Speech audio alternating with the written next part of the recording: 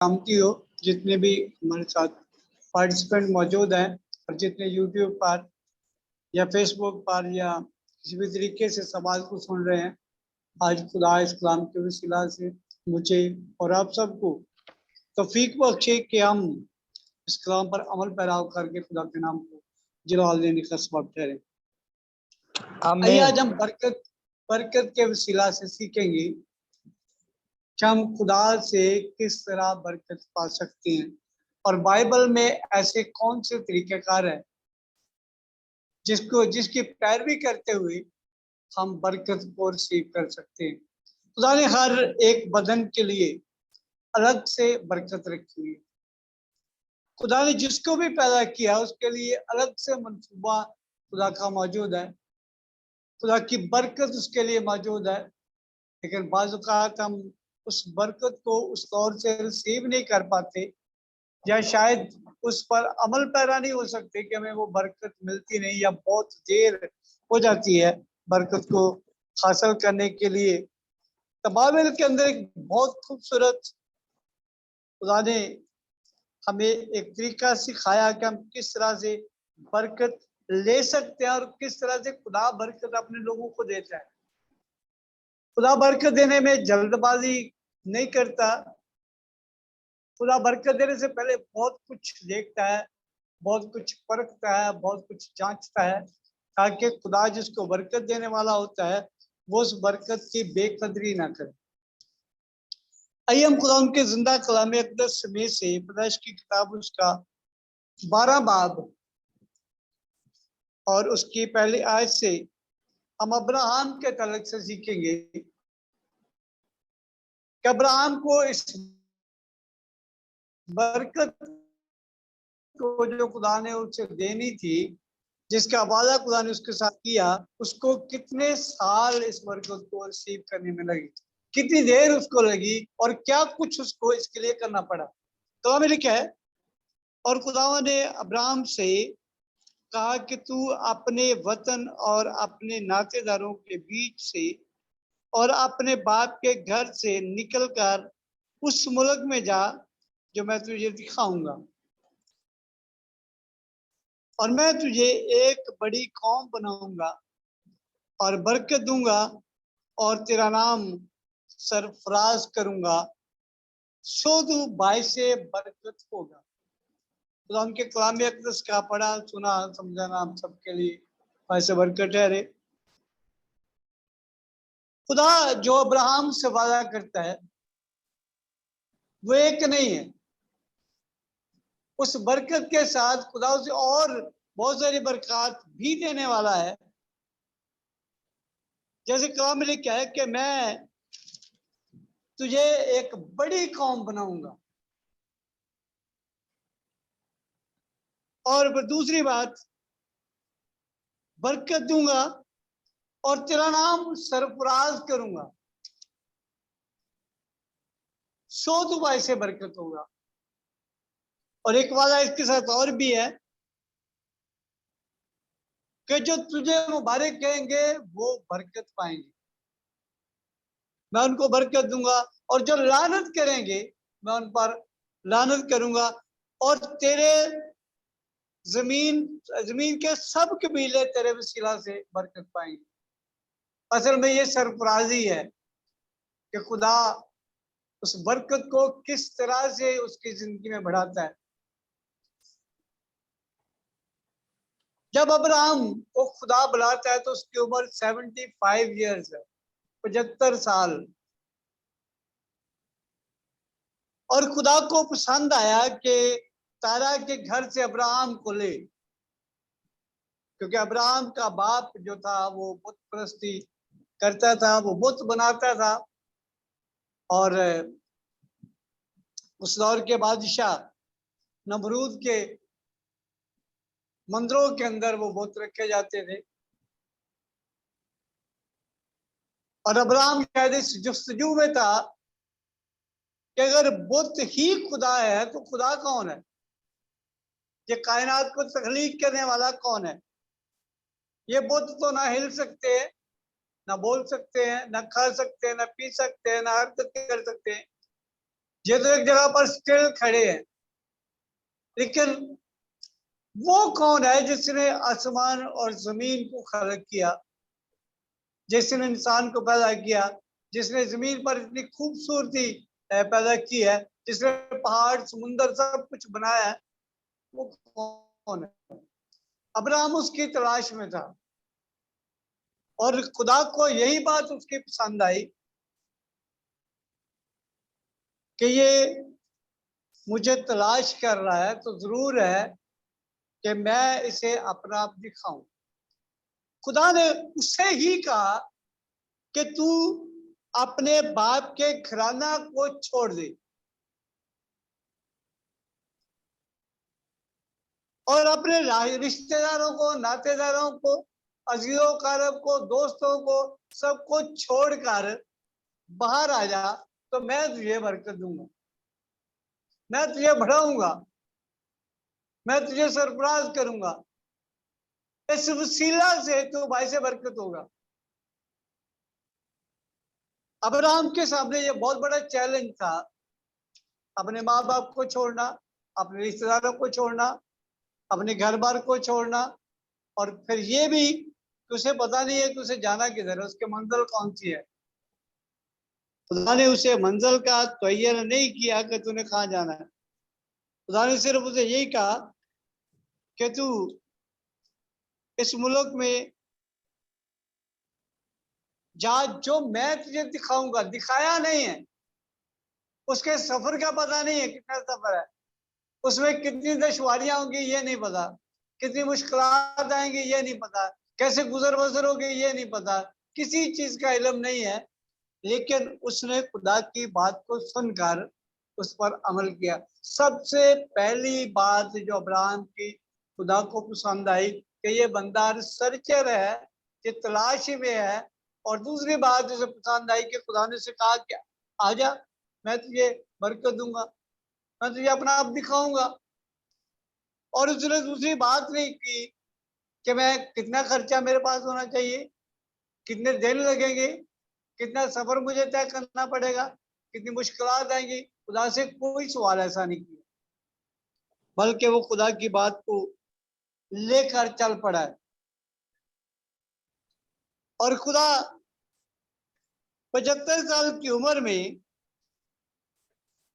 उसे हारान के मुल्क से रवाना करता है, क्योंकि हारान के अंदर वो कसदियों के ऊर में पहले रहते थे, और वहां से उसका बाप अब्राहम को लेकर, सारी को लेकर और अपने पोते लूत को लेकर हारान में आ गया था, जहां से खुदा अब्राहम को बुलाता है। और अब्राहम हारान से मुल्क कनान की तरफ आता है, और लूत उसके साथ है, सारी लूत और जितने लोग वहां पर उनके नौकर चाकर थे जा उसके साथ थे, वो सारे लोग उनके साथ थे। लेकिन चूंकि खुदा ने अब्राहम से कहा था कि तू अपने घराना को छोड़कर, नातेदारों को छोड़कर, ये लूत नातेदार था, रिश्तेदार था, इसको छोड़ा नहीं है उसने, वो इसको साथ लेकर गया। और खुदा की ये मर्जी नहीं थी कि ये लूत साथ उसके जाए, अब्राहम अपनी मर्जी से उसे ले गया। खुदा ने मुदाखलत उस वक्त नहीं की कि मैंने तुझे इसको साथ रहने के लिए कहा ही नहीं है। खुदा खामोश रहा इस बात के लिए कि अच्छा चले देखते हैं कितना वफादार है, कितना ताबेदार है, ये क्या करता है मेरे लिए, मैंने इसे क्या कहा, ये मेरा हुक्म किस तरह से मानता है। वो उसको लेकर मुल्क कनान की तरफ रवाना हुआ। और मुल्क कनान के अंदर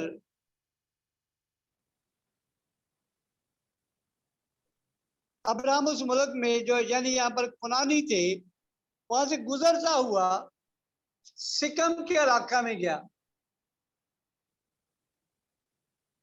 और सिकम के इलाके में मूरा के बलू तक पहुंचा, और वहां पर उसने अपना डेरा लगाया।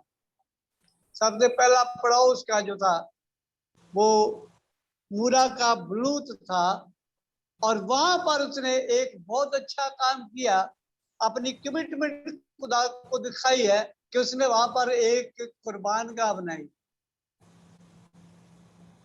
और ये उसकी वफादारी का सबूत था कि उसने खुदा को अपने से दूर नहीं होने दिया, बल्कि खुदा को अपनी जिंदगी में याद रखा। और सबसे पहला काम उसने यही किया कि वहां पर जाकर एक कुर्बान गाह बनाई, ताकि वो वहां पर दुआ कर सके, वहां पर कुर्बानी चढ़ा सके, वहां पर खुदा की जय जयकार कर सके, वहां पर खुदा को याद रख सके, खुदा के आइन को, उसके फरमान को अपनी जिंदगी में उस तौर से याद रख सके। और ये पहला काम उसने बहुत ही अच्छा किया जो खुदा को पसंद है।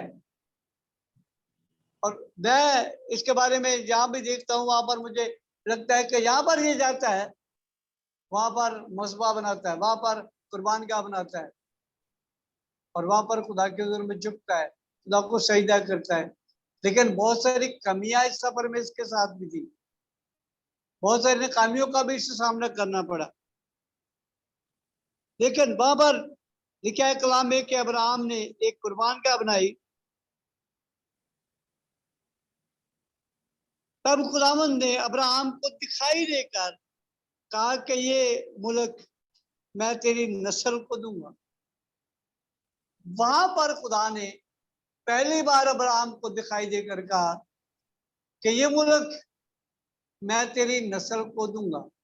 जो वादा हरान में खुदा ने अब्राहम से किया कि मैं तुझे बरकत दूंगा, मैं तुझे बढ़ाऊंगा, मैं तुझे सरफराज करूंगा। दूसरा पॉइंट, अब खुदा वहां से लाकर उसे बुरा के बलूत के नीचे, वहां जहां पर उसने डेरा लगाया, वहां पर जहां पर उसने कुर्बान का बनाई, वहां पर खुदा उसको दिखाई देकर कहता है कि ये मुल्क मैं तेरी नस्ल को दूंगा। अभी नस्ल है नहीं है, अभी कुछ भी नहीं है उसके बाद।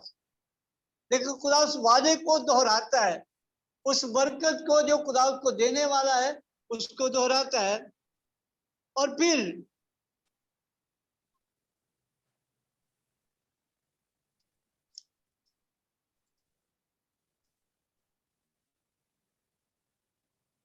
वो वहां से रवाना होता है, वहां कुछ देर रहता है और वहां से फिर आगे रवाना होता है, और वहां से कूच करके उस पहाड़ की तरफ गया जो बैतूल के मशरक में है। वहां से थोड़ा आगे चला गया, अब वो सफर कर रहा है, खुदा उसके सफर को अब बढ़ा रहा है, और खुदा उसके सफर में उसे बहुत कुछ सिखा रहा है, और बहुत सारी कमियों को उसको खुदा दूर करने वाला है। बरकत ये नहीं है कि वो वहां से उठा, हरान से उठा और कनान में आ गया तो खुदा ने उसे बरकत दे दी। खुदा ने दूसरा वादा उसे ये किया कि ये मुल्क मैं तेरी कौम को दूंगा, तेरी नस्ल को दूंगा, जो मैं बरकत तुझे देने वाला हूँ। अभी बरकत मिली नहीं है, अभी कुछ भी नहीं हुआ, अभी खुदा यही उससे कमिटमेंट कर रहा है कि मैं ये मुल्क तेरी कौम को दूंगा, तेरी नस्ल को दूंगा, जो तुझे मैं देने वाला हूँ। और ये सब कुछ अब्राहम अपने अंदर लेकर रख रहा है कि खुदा मुझसे क्या कह रहा है, किस तरह से बोल रहा है। और वहां पर क्या है कि वो मशरिक की तरफ गया, और मशरिक और मगरिब के दरमियान में एक इलाका आई है, वहां पर जाकर उसने डेरा लगाया।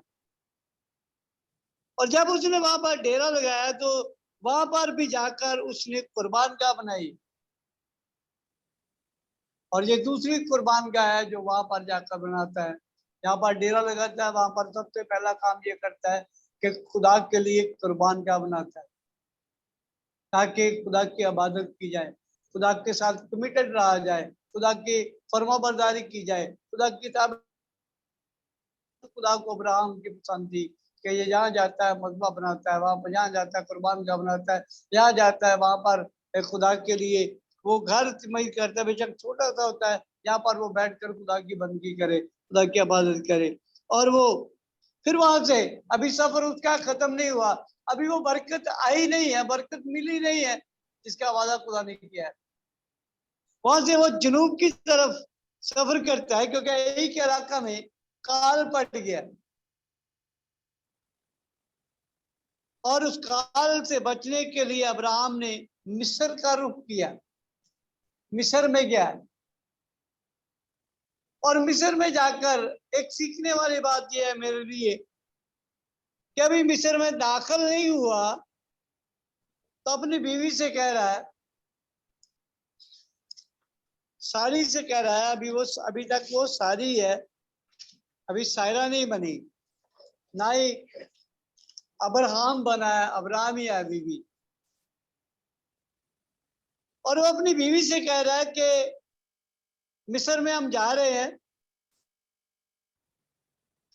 अब यहां से तो ऐसा लगता है कि जैसे ये मिस्री लोगों को जानते हैं कि मिस्री लोग कैसे हैं, जालिम है, अच्छे हैं, बुरे हैं, किस तरह के हैं। अब इसके दिल में एक खौफ है और मुझे इस बात को समझने में थोड़ी दिक्कत हुई कि ये खौफ उसके दिल में क्यों आया जब खुदा उससे वादा करके उसे लेकर आ रहा है और खुदा उसे मूरा के बलूत के नीचे फिर से दिखाई देकर वादा करता है कि ये मुल्क मैं तेरी नस्ल को दूंगा। और उसके बावजूद उसके अंदर खौफ कहाँ से आ गया, डर कहाँ से आ गया। अब वो डर रहा है कि मिस्री सारी से कह रहा है कि वो तुझे जिंदा रख लेंगे और मुझे मार डालेंगे तेरे सबब से, कि तू देखने में खूबसूरत है, वो तुझे मुझसे छीन लेंगे, तुझे वो जिंदा रख लेंगे और मुझे वो हलाक कर डालेंगे, मार डालेंगे। अब ये खौफ कौन उसके दिल में डाल रहा है, जबकि खुदा के वादों को वो याद रख रहा है। जहां जाता है कुर्बान का बनाता है, जहां जाता है वहां पर दुआ करता है, सजदा करता है, कुर्बानी चढ़ाता है, सब कुछ वो करता है। खुदा उसके साथ कमिटेड है, वो खुदा के साथ कमिटेड है। उसके बावजूद उसके अंदर ये खौफ है कि मिस्री मेरी बीवी को छीन लेंगे। ये खौफ कौन डाल रहा है, ये किस तरह से उसके दिल में खौफ आया, कैसा होगा, पहले से उसे कैसे पता मिस्र में दाखिल होने से कि मेरे साथ ये होगा। कभी कभी इंसान जैसा सोचता है वैसे ही उसके साथ। अब्राहम ने इस बात को सोच लिया अपने अंदर खौफ को, और वो खौफ उस पर तारी रहा, गालब आ गया, और वही कुछ उसके साथ हुआ। अगर अगर खौफ को वो झिड़क देता कि मेरा खुदा मेरे साथ है, मुझे किस चीज की कमी है, क्या वो मेरी हिफाजत नहीं करेगा, जो मुझे हरान से लेकर आया, जिसने मुझे कनान के अंदर दाखिल करवाया, जिसने मुझे पूरा के बलूत के नीचे डेरा मेरा था, मैं अकेला वहां पर था, वहां पर मुझे खौफ नहीं था। और यहाँ पर मुल्क मिस्र के अंदर आकर, लोगों के दरम्यान में आकर मुझे खौफ आ रहा है कि ये मेरी बीवी को छीन लेंगे। और उसके साथ साथ यहाँ पर ऐसा लगता है कि इब्लीस काम कर रहा है, उसके अंदर खौफ डाल रहा है ईमानदार बंदे के अंदर कि तेरे साथ ये होगा, तो मारा जाएगा यहाँ। और आज हम असल में इसको सुनाने का, पढ़ने का, जानने का मकसद ये है कि ईमानदार की जिंदगी में के अंदर बरकत आसानी से उसको नहीं मिलती, इतनी जल्दी से नहीं मिलती। खुदा उसको कई मराहल से गुजारता है, कई प्रोसेस से गुजारता है बरकत देने के लिए। कई मसाइल उसकी जिंदगी में आते हैं, आज के इंसान की जिंदगी में भी आते हैं। खुदा बरकत देता है, खुदा ने अगर वादा किया तो बरकत देगा, जरूर देगा वो बरकत, लेकिन मुख्तलिफ मराहल से गुजार कर बरकत देगा। ऐसे नहीं बरकत देगा कि पल भर में बरकत दे दी। और आगे हम देखते हैं कि उसके साथ वही हुआ कि वहां मिस्र के लोगों ने देखा कि सारी जो है खूबसूरत है, और उन्होंने बादशाह को बताया। बादशाह ने उसको अपने महल में बुला लिया। उसने उससे पूछा ये कौन है, उसने पहले से कह दिया कि तू कहना ये मेरा भाई है और मैं इसकी बहन हूँ। पहला झूठ। और ये कौन लेकर आता है जिंदगी में, अबलीस। और अबलीस ने वहां पर मुदाखलत की है अब्राहम की जिंदगी में, और उससे झूठ और उससे और उसकी बीवी से बुलवाया।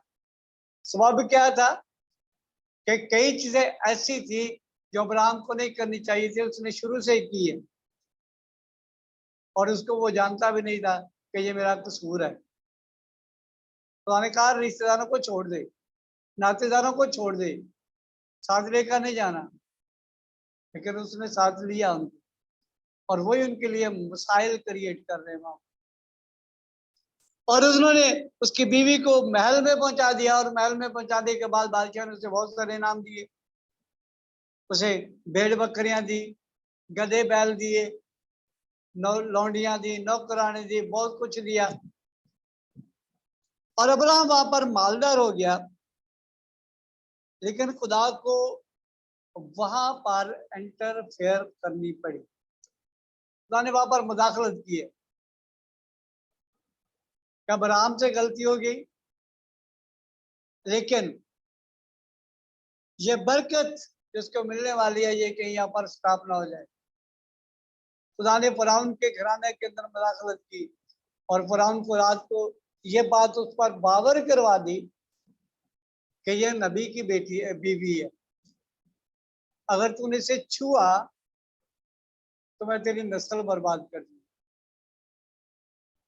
अब्राहम को इस बात का इल्म नहीं है कि खुदा मेरे साथ है, खुदा मेरा महफूज है, खुदा मेरी मदद करेगा, खुदा मुझे किसी उलझन से परेशानी में नहीं पड़ने देगा। वो इस बात को भूल गया, उसके अंदर डर आ गया, अपनी से झूठ बुलवा दिया, और उसका खमियाजा उसे ये भुगतना पड़ा कि उसकी बीवी बादशाह के महल में चली गई, और उसके एवज में उसे इनामात दिए गए। लेकिन खुदा ने वहां पर इंटरफेयर किए। खुदा कभी भी अपने लोगों को नहीं छोड़ता। खुदा कमिटेड है, और खुदा अपनी कमिटमेंट को पूरा कर रहा है। लेकिन अब्राहम यहाँ पर अपनी कमिटमेंट से दूर हो गया, और बाज़ का हम भी ऐसे करते। ईमानदार की जिंदगी में बहुत कुछ ऐसा होता है, हम अपनी कमिटमेंट से दूर हो जाते हैं, और इस बरकत को अपने हाथों ही से रोक देते हैं जो देने वाला खुदा होता है। और यही काम अब्राहम के साथ भी हुआ। और यहाँ पर जब खुदा ने मुदाखलत की और बादशाह को बताया, लिखा है कि वहां पर बड़ी बड़ी खुदा ने बलाएं नाज़िल की। सिर्फ फिरौन पर नहीं, उसके पूरे खानदान पर बलाएं नाज़िल की।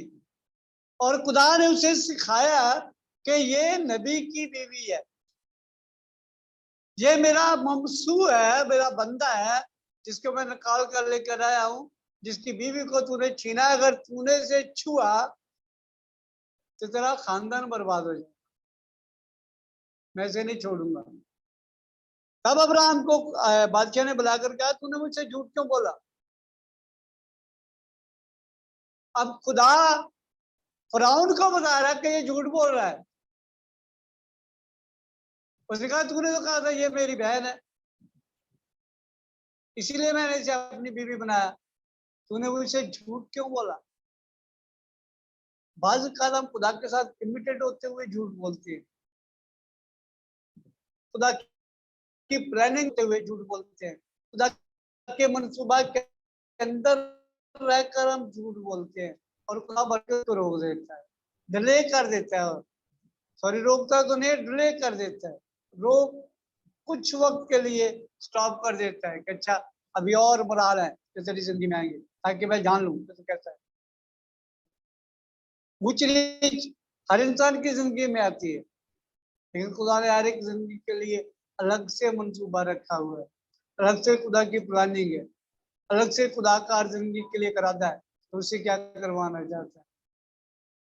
और यहाँ पर अब्राहम जो है, फिर वो उसे कहता है कि ठीक है, अब तू ऐसा कर, तेरे सबब से मुझ पर बलाएं नाज़िल हुई है, मेरा खानदान बर्बाद हो जाएगा।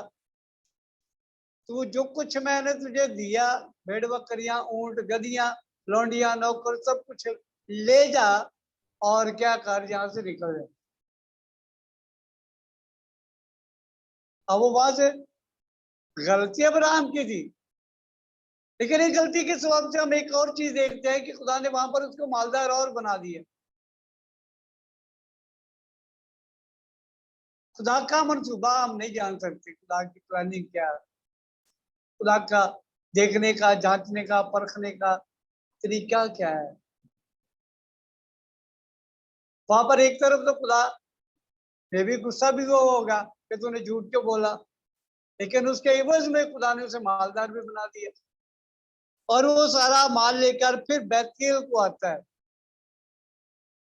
उसी इलाका को जहां से वो मिस्र को जाता है, उसी इलाका के अंदर आता है। और फिर वही आकर उस कुर्बान गाह को दोबारा से तामीर करता है और वहां पर दुआ करता है और वहां पर रहता है। तो उनके पास अब इतना माल मवेशी हो चुका है कि अब उन दोनों का, लूत का और उसका, गुजारा नहीं। अब खुदा यहाँ पर बड़ा अहम काम करने वाला है। जो गलतियां कई बार हम करते हैं, खुदा उनको अपने तरीके से फिर वो ठीक करता है। अब खुदा ने फिर से मुदाखलत की है लूत के दरमियान और अब्राहम के दरमियान। अब लूत के नौकरों के और अब्राहम के नौकरों के दरमियान में लड़ाई करवा, झगड़ा करवा दिए। शायद खुदा जानता था कि इस तरह से लूत को नहीं छोड़ेगा, लूत इसको नहीं छोड़ेगा, और जब तक लूत अब्राहम के साथ है खुदा अब्राहम को बरकत नहीं देगा, क्योंकि खुदा ने पहले से कह दिया था कि तेरे रिश्तेदार तेरे साथ नहीं होने चाहिए, मैंने तुझे बुलाया। और कई बार हमारे साथ ये काम होता है कि हम उस बरकत को जो खुदा पर्सनली तौर से मुझे देना चाहता है, जो खुदा पर्सनल तौर से आपको देना चाहता है, आप अपने खानदान को, अपने रिश्तेदारों को, अपने दोस्तों को, अपने जोकारों को साथ मिलाने की कोशिश करती है कि मैं अकेला बरकत नहीं उठा सकता, मैं अकेला बरकत नहीं ले सकता, मेरे साथ सारे बाबरकत है। और खुदा ऐसा नहीं करता, खुदा का ऐसा मनसूबा नहीं होता। खुदा ने हर एक जिंदगी के लिए अलग से बरकत रखी है, अलग से खुदा का मनसूबा है, अलग से प्लानिंग है। और हर एक बदन को खुदा ने कहा कि तू मेरा मकदस है, तू मेरा घर है। किस तरह मैंने आपको संवारना है, किस तरह से बरकत देनी है, क्या काम देना है, ये खुदा का अपना इरादा है, खुदा का अपना मनसूबा है। कई बार हम अकेले नहीं जाते इस काम में, अपने आप को खुदा कई बार पर्सनल तौर पर मुझसे बात करना चाहता है और मैं उसके पास जाने से डरता हूँ। मैं कोई हेल्पर ढूंढता हूँ कि मेरे साथ कोई ना कोई होना चाहिए, और जब कोई साथ होता है तो खुदा बात भी उस तौर से करता है। और खुदा ने उस वक्त तक अब्राहम से वो बात नहीं की जो खुदा उसे बरकत हकीकत में देना चाहता था, जब तक लूत उसके साथ था। और जहां पर खुदा लूत को उससे जुदा करता है, और जब झगड़ा होता है तो फिर वो कहते हैं कि हम इकट्ठे नहीं रह सकते, ऐसा करते हैं। और इसमें भी पहल अब्राहम करता है, हम्बल शख्स है, खुदा की नजर में मकबूल नजर है, मकबूल है। और वो पहल खुद करता है, उसे कहता है कि अगर तू दाएं जाएगा तो मैं बाएं जाऊंगा, अगर तू बाएं जाएगा तो मैं दाएं जाऊंगा, और ये पूरा इलाका देख ले, और जिसका तू चुनाव करना चाहता है कर ले। और ये चुनाव अब्राहम अपनी मर्जी से नहीं करवा रहा है कि वो कहता, वो चाहता तो कर सकता था कि तू इस साइड को जा भी, लेकिन उसने ऐसा नहीं किया। ये भी उसके साथ उसके हम्बलनेस है कि वो इस चीज को जाहिर करता है कि ये मेरे साथ है, अगर तो फिर मैं इसको हक दूं कि ये अपना हिस्सा चुन ले। और उसने नजर दौड़ाई लूत ने, और सदूम और अमूरा का इलाका चुन लिया। और क्योंकि उसके अंदर सराई ज्यादा थी, सरखेज था इलाका, और उसने अपनी भेड़ों बकरियों के लिए वो इलाका चुन लिया। लेकिन उसे ये नहीं पता था कि मैं, मेरे साथ क्या होगा यहाँ पर, ये इलाका कैसा है। देखने में तो खूबसूरत है, देखने में तो हरा भरा है, देखने में तो सरसब्ज है, बहुत अच्छा है, जरखेज है। लेकिन ये इसकी जरखेजी कैसी होगी, पहल की है उसने, अब्राहम ने पहल नहीं की, खुदा पे छोड़ दिया, तो जो ये छोड़ेगा वो मैं ले लूँ। खुदा ने उसे सदोम और अमूरा की तरफ निकल दिया। और फिर खुदा उसके बाद जाकर 25 साल के बाद 25 साल खुदा उनको 24 साल राउंड अबाउट घुमाता रहा है, कभी बेतीएल में, कभी मूरा के बलूत के नीचे, कभी मिस्र में, फिर बेतीएल में। इस तरह घुमाकर खुदा ने वो 24 साल उनको फिराया है, उनको आजमाया है, उनको परखा है, उनको जांचा है, उनको सिखाया है।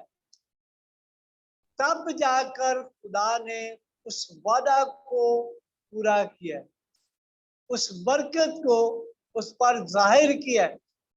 और वो भी उस वक्त जब सदोम और अमूरा जो थे वो जलाए जाने वाले थे, वो बर्बाद होने वाले थे। और वही फरिश्ते आकर जो सदोम और अमूरा के लिए आए थे, वही आकर अब्राहम को इस बात की शहादत देते हैं कि आने वाले साल में खुदा आपको बरकत देगा जिसका उसने वादा आपसे किया। अब्राहम ने रास्ते में बहुत सारी बातें की हैं। खुदा मेरा मेरा वारिस कौन होगा, मुझे क्या वादा किया आपने, क्या मुझे आप देंगे, मैं तो बेऔलाद हूँ, मेरी तो कोई औलाद ही नहीं है, मेरा वारिस कौन होगा, वो कौन सी नस्ल होगी जिस मुल्क में आएगी। क्योंकि उससे पहले मिस्र में जब गया तो मिस्र के साथ जो लौंडियां थी उनमें से सारा हाजरा भी थी, और उस हाजरा को खुदा ने औलाद दे दी। और अब्राहम भी सोच रहा था कि शायद मेरा यही वारिस है। खुदा ने कहा नहीं, जो तेरे स्वरूप से पैदा होगा वही तेरा वारिस होगा, उसका भी और इंतजार तुझे करना पड़ेगा। और खुदा ने उसको बरकत देने के लिए 25वें साल के अंदर जाकर, क्या अब्राहम 100 साल का हो गया था जब खुदा ने उसे ये बरकत दी, यानी राउंड अबाउट 24 साल इस बात का इंतजार करना पड़ा। और कितने मराहल में से खुदा ने उसको गुजारा। बहुत सारी बाइबल के अंदर ऐसी मिसालें हैं। यूसुफ की बरकत के तलक से देख लेंगे कितने मराहल से गुजरा, फिर जाकर खुदा ने उसे सरफराज किया, खुदा ने उसे बरकत दी। और ईमानदारों का बाप बनने के लिए उसे 25 साल सर्व करने पड़े। और बहुत सारे हालात उसके साथ, हालात तो वाकया जो पेश आए वो बाइबल हम सबको सिखाती है, हमको पढ़ा है। लेकिन आज का ईमानदार, उसके बाद कुछ भी नहीं होता, उसके बाद वो बरकत होती नहीं है, लेकिन वो दावा करता है खुदा ने मुझे बड़ी बरकत दी है। पैसा बेशक इब्लीस ने दिया हो और कहता बरकत मुझे खुदा ने दी है। पैसा बेशक वो नाजायज तरीके से कमा रहा हो, गालियां भी निकाल रहा हो, झूठ भी बोल रहा हो, हेरा फेरी भी कर रहा है, तभी वो कहता है खुदा ने मुझे बरकत दी। ये पता नहीं कौन सी बरकत है। और अगर हम चाहते हैं कि खुदा अब्राहम की तरह में बरकत दे, अगर हम चाहते हैं कि खुदा हमारी जिंदगी को अब्राहम की जिंदगी की तरह बनाए, तो तब जो खुदा बरकत देगा। सबसे बाबरकत बात यह है कि खुदा उसकी नस्ल को बढ़ाता है। आज बरकत लोगों के पास ऐसी है, खासकर हमारे पासवान साहबान भी बहुत सारे ऐसे हैं जिनकी अपनी औलाद नशे में है, दूसरों को सिखा रहे हैं। बरकत उनकी यहीं से हम जान लेते हैं कि कैसी बरकत इनके पास। अपना खानदान गुनाह में है और दूसरों को अंजीर सिखा रहे हैं, उन पर कोई ध्यान नहीं, कोई तवज्जो नहीं, कोई ख्याल नहीं। आज हम ऐसी बरकत को लेकर फिर रहे हैं, हकीकी बरकत जो जिसका खुदा ने अब्राहम से वादा किया, जिसका वादा यकूब से किया, जिसका वादा इसहाक से किया, जिसका वादा उनकी नस्ल से किया, खुदा ने उसको पूरा किया। आज बरकत के लिए हम वक्त स्पेंड नहीं करते, हमारे घरों के अंदर कुर्बान गाय नहीं, मजबे नहीं, यहाँ पर हम बैठ कर दुआ करें, यहाँ पर खुदा की मदद सराई करें, यहाँ पर खुदा की तारीफ करें, यहाँ पर हमारे घरों के अंदर LCDयाँ बड़ी बड़ी लगी हुई है, ड्रामे और चीजें ऐसी चलती हैं, लेकिन दुआ की तरफ, मजहबी की तरफ हम नहीं जाते। और इसीलिए अब्राहम की बात मुझे बहुत अच्छी लगती है कि वो जहाँ बाहर जाता वहां पर सबसे पहला काम वो करता कि कुर्बान क्या बनवाता। खुदा के साथ कमिटेड था, खुदा उसके साथ कमिटेड रहा। ऊंच नीच उसकी जिंदगी में बहुत सारी आई, बहुत सारे ऐसे काम हुए जो नहीं होने चाहिए थे, लेकिन उसके बावजूद खुदा अपने वादे को नहीं भूला। खुदा ने अपना वादा उसकी जिंदगी में पूरा किया। खुदा ने वो बरकत दी है उसे। आज वो ईमानदारों का बाप है। हम शुरू ही उससे करते हैं, अब्राहम, इसहाक, याकूब के खुदा। सबसे पहला नाम अब्राहम का ही आता है, अब्राहम का ही, कि वो ईमानदारों का बाप है। हम उसकी नस्ल से आगे गिने जाते हैं कि जब अब्राहम ही है जिसको खुदा ने बरकत दी, और वो बरकत को उसने मुंतकिल किया। कौम में उसके बाद से बाबरकत हुई, कबीले, नस्लें, खानदान, आज उसी के वसीला से हम बरकत को हासिल कर सकते हैं। और यीशु मसीह ने भी उसको पीछे नहीं किया।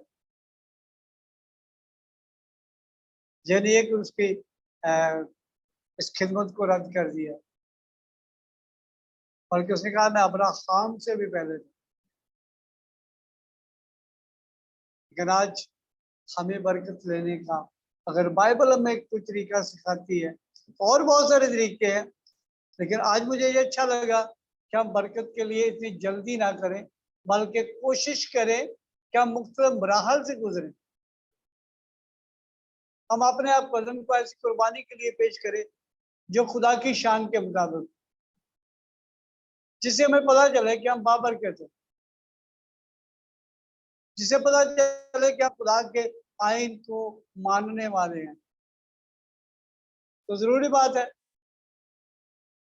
कि बरकत को लेना इतना आसान काम नहीं है। बरकत को मुंह से बोल देना आसान काम है, लेकिन जब बरकत किसी पर आती है, किसी को मिलती है, तो बरकत खुद बोलती है, वो खुद उसका इजहार करती है। लोग उसको देखते हैं, लोग उसको जानते हैं, लोग उसकी तारीफ करते हैं कि ये बाबरकत शख्स है, ये बाबरकत बहन है, भाई है, ये खानदान बाबरकत है। उनका किरदार, उनका रवैया, उनका सब कुछ को देखकर लोग तारीफ करने पर मजबूर हो जाते हैं कि खुदा ने इनको बरकत दे रखी है। और जरूरी बात है, खुदा हमें बरकत देना चाहता है, लेकिन हम जिन हालात से खुदा गुजारना चाहता है उसके लिए हम गुजरने के लिए तैयार नहीं। उसमें से हम चाहते हैं कि बरकत, हम दुआ करने से हम बरकत मिल जाए, कलाम पढ़ने से बरकत मिल जाए, लेकिन उस प्रोसेस में से ना गुजरना पड़े। लेकिन खुदा प्रोसेस में से गुजारता है। खुदा ने 25 साल उसको सफर में रखा, अब्राहम को, और उसमें जो मुश्किलात आई, परेशानी आई, दुख आए, मुसीबतें आई, उसको झेलना पड़ा, तब जाकर खुदा ने उसे बरकत दी है। यूसुफ की जिंदगी भी ऐसी है, वहां पर भी उसे बरकत लेने के लिए, अपने खानदान को बचाने के लिए, अब उसको खुदा ने सरफराज करने के लिए किन हालात में से गुजारा कि हम सब जानते हैं। और बहुत सारे नबियों की हिस्ट्री है जिसको हम जान सकते हैं कि बरकत खुदा किस तरीके से देता है। तो आइए आज हमारे पास भी ये मौका है कि हम भी अपने आप को इस सांचे में ढालें कि खुदा भी जांचे। दाऊद कहता है, ऐ खुदा मुझे जांच, मुझे परख, ताकि मुझ में अगर कोई खामी है तो मुझ पर जाहिर कर।